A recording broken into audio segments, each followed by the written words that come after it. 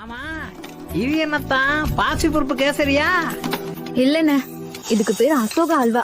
எங்க ஊர்ல அசோகா அல்வானா ரொம்ப ஃபேமஸ்ண்ண.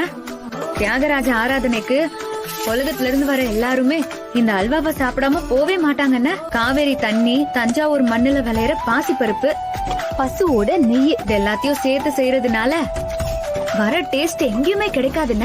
பாக்குறதுக்கு கேசரி மாதிரியா இருக்கு, அல்வா மாதிரியா இருக்கு, ஆனா ரெண்டுமே இல்லையே. அது இந்த பேரெல்லாம் அப்புறம் வச்சுக்கோங்க. நந்தினி, எனக்கு கொஞ்சம் கிடைக்குமா? அந்த வாழை இலையா கட் பண்ணி எடுத்துட்டு வாங்க.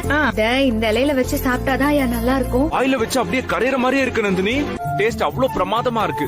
வாயில வச்சு அப்படியே உள்ள போகுது. ஒரு கரண்டிக்கு 1 ஏக்கர் சொத்து எழுதி வச்சிடலாம் போல இருக்க. அப்படியே அந்த மிச்சரோட சேர்த்து சாப்பிட்டு பாருங்க, அது வேற மாதிரி டேஸ்டா இருக்கும். ஆமா, இது என்னத்தான் பாசி பருப்பு கேசரியா? இல்லண்ணே, இதுக்கு பேரு அசோகா அல்வா. எங்க ஊர்ல அசோகா அல்வானா ரொம்ப ஃபேமஸ்ண்ண.